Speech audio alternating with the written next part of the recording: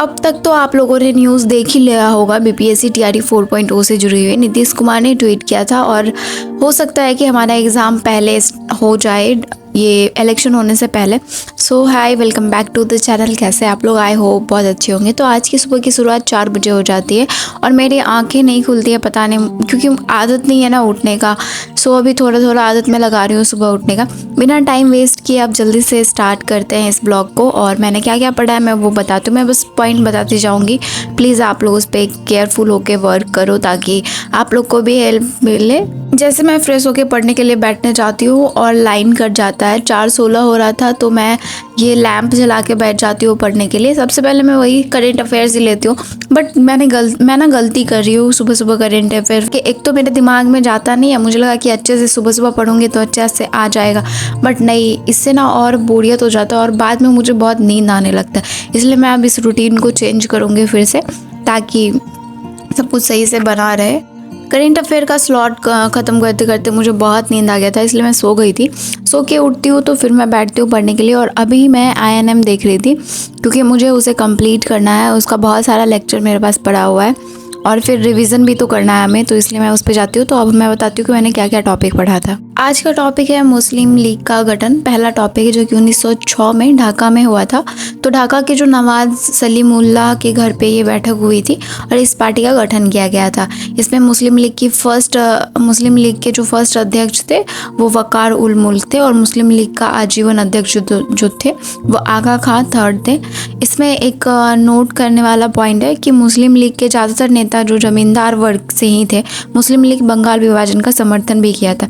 इसके बाद इतना कंप्लीट करते करते मैं बीच में ब्रेक लेती हूँ, थोड़ा सा नाश्ता कर लेती हूँ और उसके बाद मैं फिर पढ़ने के लिए बैठती हूँ। तो अभी का टॉपिक जो है वो है होम रूल आंदोलन। इसमें जो आयरलैंड की तरफ भारत को भी शासन प्रदान करने किया जाए, इसका मांग हुआ था। इसी वजह से ये आंदोलन हुआ था।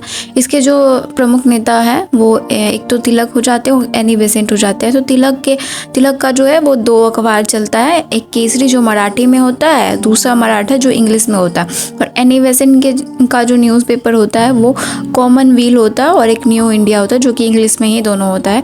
इसके बाद इसमें है जो एनी बेसेंट ने कहा था, उनका प्रमुख लाइन है, प्रमुख नहीं कह सकते, एक बहुत अच्छा लाइन है कि मैं वो भारतीय नगारा हूँ जिसका काम सोते हुए भारतीयों को जगाना। ये बहुत पूछा जाता है।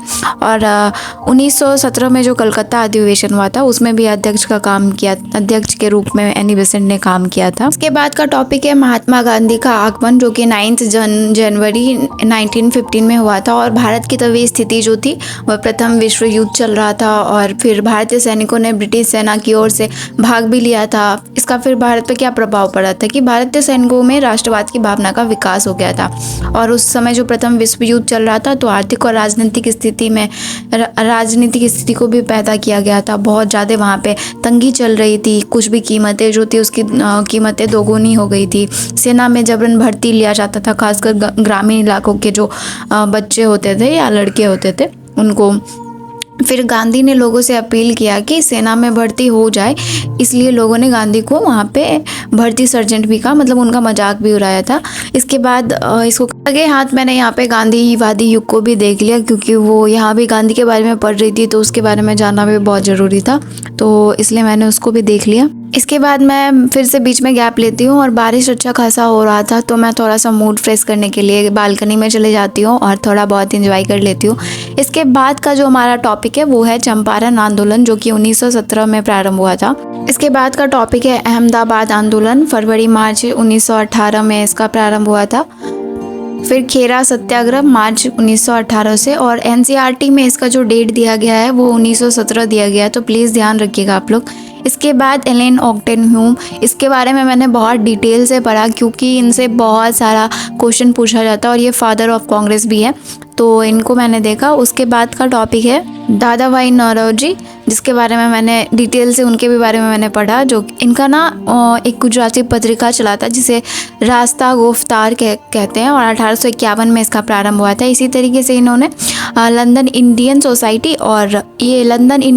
1865 में और 1866 में ईस्ट इंडिया एसोसिएशन की स्थापना भी की थी। फिर गोपाल कृष्ण गोखले, फिरोज शाह मेहता, बदरुद्दीन तैयब जी, सुरेंद्रनाथ बनर्जी, और गरमपंथी के प्रमुख नेता में अब आ जाती हूँ। उसमें मैंने बस एक ही पढ़ा था, लाला लाजपत राय के बारे में।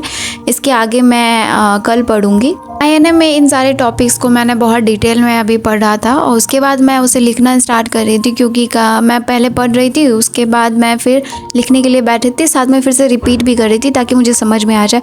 और इतना करते करते आज का दिन मेरे लिए बहुत थकावट वाला था, क्योंकि आदत नहीं है सुबह उठने का और मैं उठ गई थी। तो यहाँ पे आज के ब्लॉग का एंड होता है। कैसा लगा ब्लॉग ज़रूर बताइएगा। मिलते हैं कल फिर नए ब्लॉग के साथ। बाय।